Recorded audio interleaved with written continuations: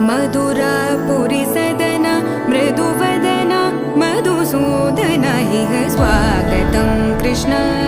चरणागतं Krishna मधुरापुरी सदना